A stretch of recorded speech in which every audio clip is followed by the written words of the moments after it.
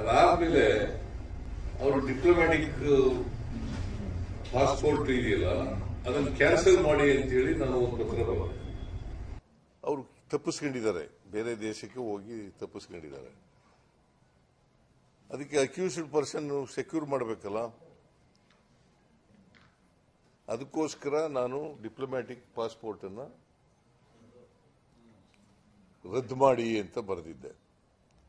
ಕೇಂದ್ರ ಸರ್ಕಾರದಿಂದ ಇವತ್ತಿನವರೆಗೆ ಉತ್ತರನೂ ಬಂದಿಲ್ಲ, ಮಾಡೂ ಇಲ್ಲ.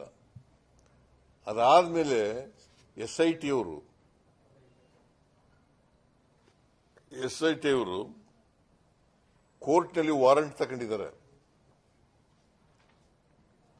ಆ ವಾರಂಟ್ ತಗೊಂಡು ಅದನ್ನ ಕಳಿಸ್ಕೊಟ್ಟಿದ್ದಾರೆ.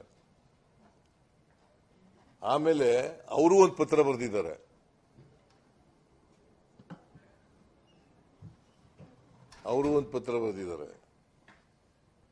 ಡಿಪ್ಲೊಮ್ಯಾಟಿಕ್ ಪಾಸ್ಪೋರ್ಟ್ ಅನ್ನ ರದ್ದು ಮಾಡಿ ಅಂತ ಅವರು ಒಂದು ಮಾಡಿದ್ದಾರೆ. ಆಮೇಲೆ ನನ್ನ ಮೊದಲನೇ ಪತ್ರಕ್ಕೆ ಉತ್ತರ ಬರದೇ ಇರೋದ್ರಿಂದ ಮತ್ತೆ ಕೇಂದ್ರ ಸರ್ಕಾರ ಸಹಕರಿಸದೇ ಇರೋದ್ರಿಂದ ಎರಡನೇ ಪತ್ರ ಬರೆದಿದ್ದೀನಿ ನಾನು. ಎರಡನೇ ಪತ್ರ ನಿನ್ನೆ ಬರೆದಿದ್ದೀನಿ. ಸೊ ಒಟ್ಟಾರೆ SITs ಅಕ್ಯೂಸ್ಡ್ ಅನ್ನು ಸೆಕ್ಯೂರ್ ಮಾಡಬೇಕು, ಇನ್ವೆಸ್ಟಿಗೇಟ್ ಮಾಡಬೇಕು, ಮತ್ತೆ ಚಾರ್ಜ್ ಶೀಟ್ ಅನ್ನು ಹಾಕಬೇಕು, ತಪ್ಪಿತಸ್ಥರಿಗೆ ಶಿಕ್ಷೆಯನ್ನು ಕೊಡಿಸಬೇಕು ಅಂತಕ್ಕಂಥದ್ದು ನಮ್ಮ ಉದ್ದೇಶ.